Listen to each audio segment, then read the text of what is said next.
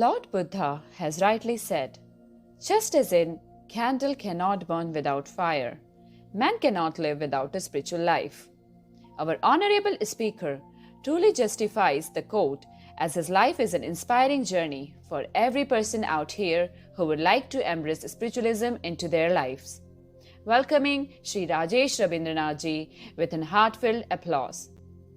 He is a known expert of Vedanta, scriptures, yoga, and modern management. He has a keen inclination for Vedanta and scriptures since graduation. And his deep interest in spirituality took him on a never-ending journey of self-awareness and self-awakening.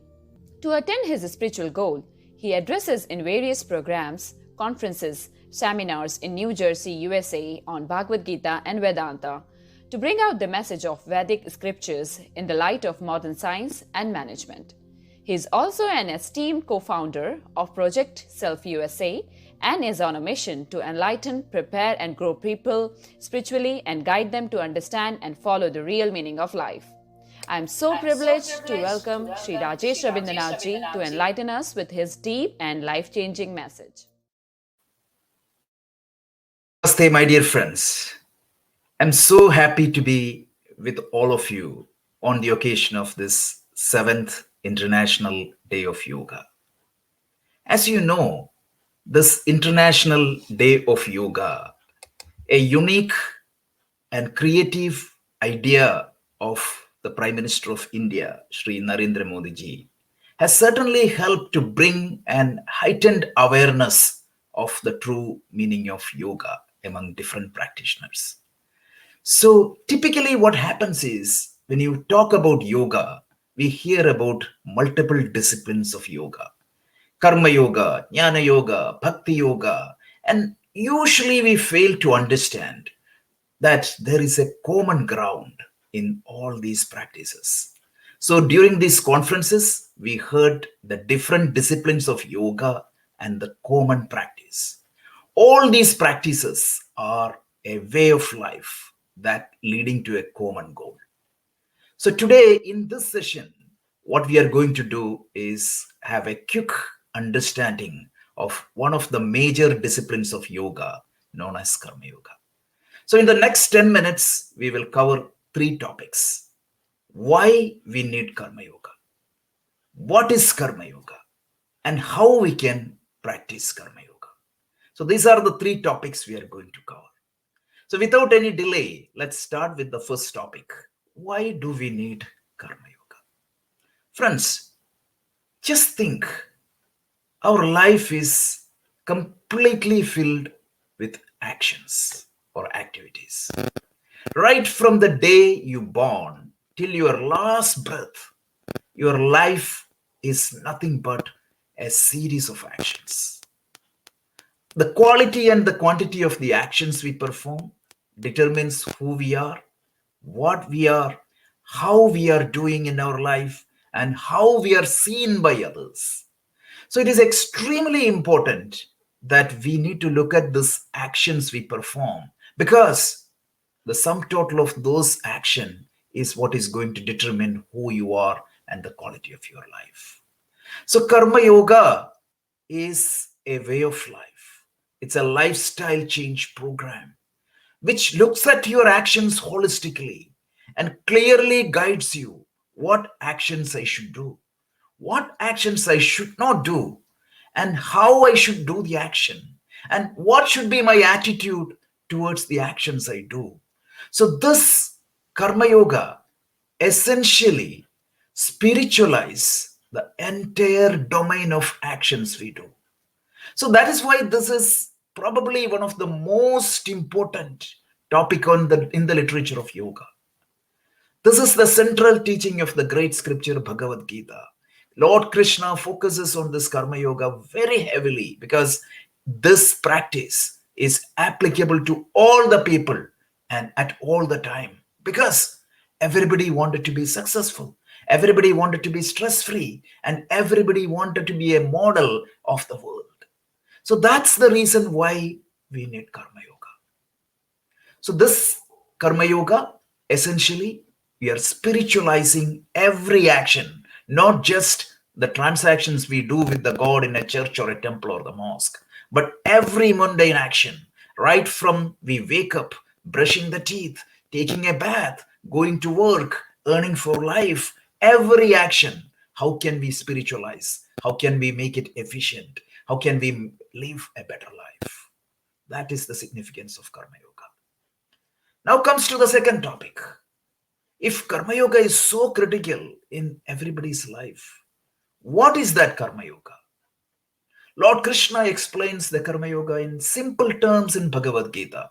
He tells proper work with proper attitude. This is a simple definition of Karma Yoga. Proper work with proper attitude.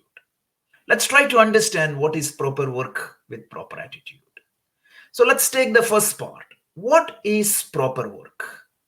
When you look at the actions we do, the yoga metaphysics defines the scope of actions into three categories.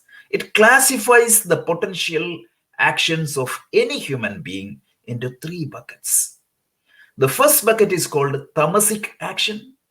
It means the actions I might be the key beneficiary or I will be the key beneficiary, but I am breaking the law.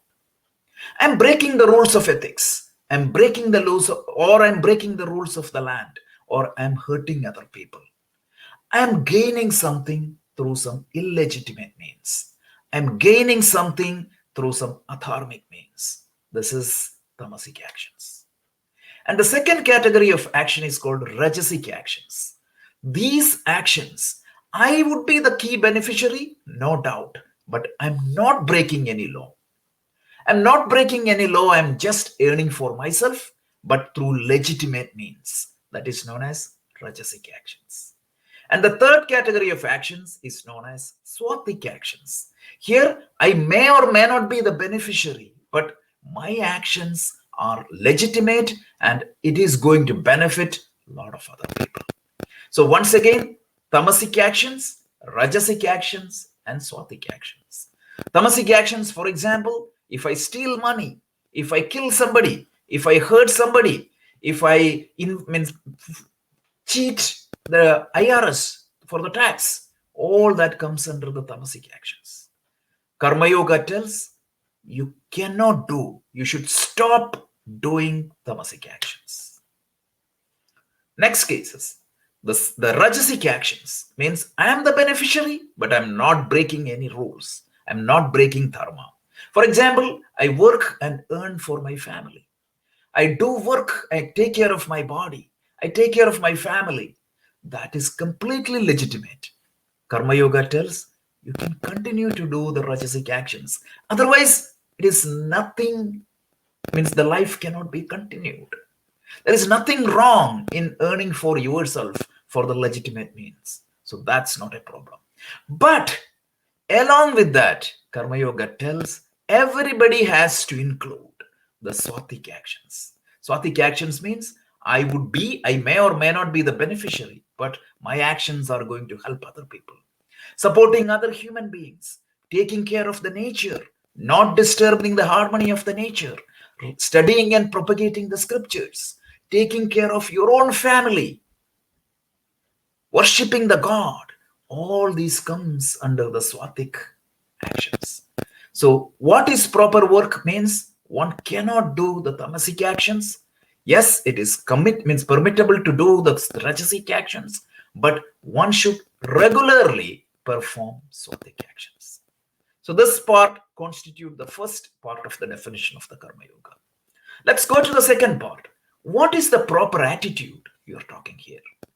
Proper attitude means even when you are performing your Rajasik actions and Swatik actions, which is permissible actions, proper actions, you should have a proper attitude. What is that proper attitude? That's where the yoga comes into the picture. The equanimity of your mind. Krishna brilliantly defines it as samatvam yoga muchyate. It is your equanimity of the mind. You are supposed to perform the action with a stable mind, with a calm mind, with a controlled mind. So how can I do that? Means that is we are going to see in the how part.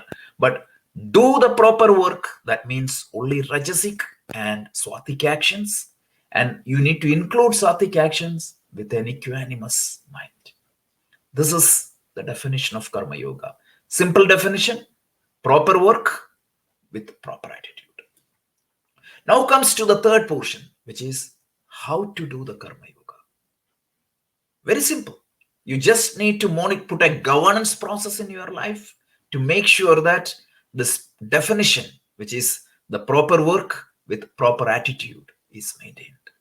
So just be mindful of your actions and habits. It is very important. Just be mindful of your actions and habits and make sure that I'm not doing any tamasic actions. And I am consciously doing swatik actions.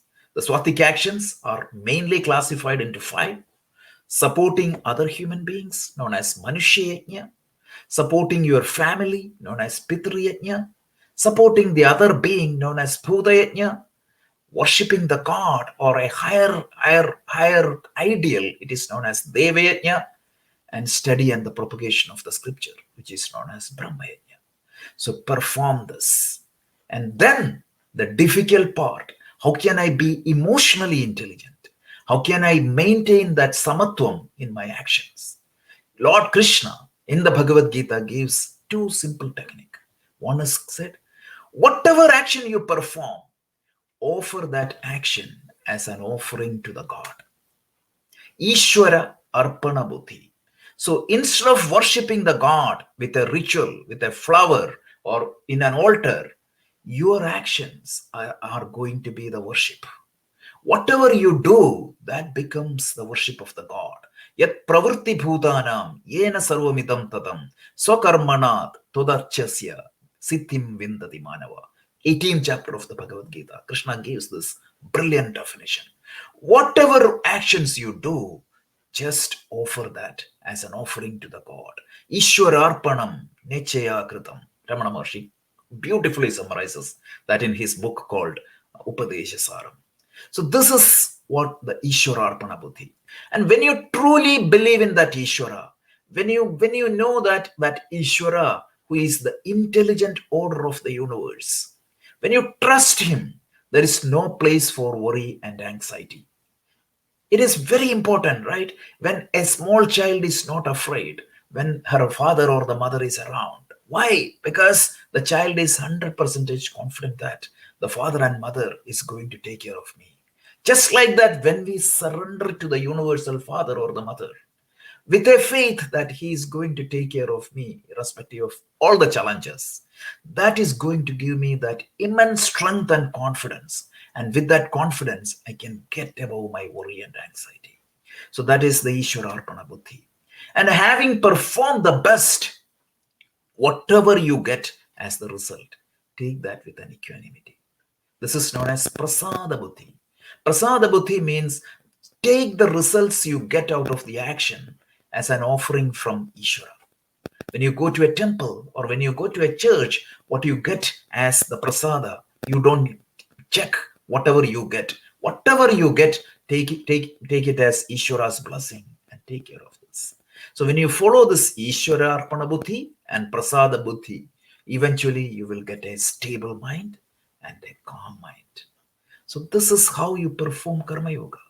This Karma Yoga, so we talked about 3 aspects. Why we need Karma Yoga? Because our life constitute but actions. It's important that we spiritualize these actions so that these actions will be efficient and it is going to be effective and it is going to make me a better person and it is going to lead me to the higher goals of life. That is why Karma Yoga is extremely important. And what is Karma Yoga? It is proper work with proper attitude. What is proper work? You're not doing any tamasic action and you're doing sattvic action along with rajasic action. What is proper attitude? Proper attitude means it is maintaining the equanimity of the mind while you perform the action and whenever you get the results. And how can you perform the action? Be mindful and avoid any tamasic actions or habits from our life in a systematic way. And then perform swatik actions consciously. And that Swatik actions constitute Panchamahayajna, which is Deva Yajna, Pitru Yajna, Manushya Yajna, Bhuta Yajna, Brahma Yajna. And then whatever you do perform, offer that as an act, means worship, make it as an offering to God. And whatever you get as result, accept it as a prasada. And this karma yoga can give a lot of benefits in us. It makes our actions extremely efficient. Yoga karma sukhaushalam. It can make our even the material goal highly successful. You don't need to be doing something externally for worshiping the God. Rather, you spiritualize your entire scope of life. This is the nutshell of Karma Yoga. It's not an isolated compartment from the entire scheme of yoga, but it perfectly fits in with the overall framework of yoga, and it is extremely important that everybody practices Karma Yoga. With this, let me conclude. Thank you very much and have a blessed day. We thank Shri Rajesh Rabindranath ji for his beautiful explanation. Thank you so much.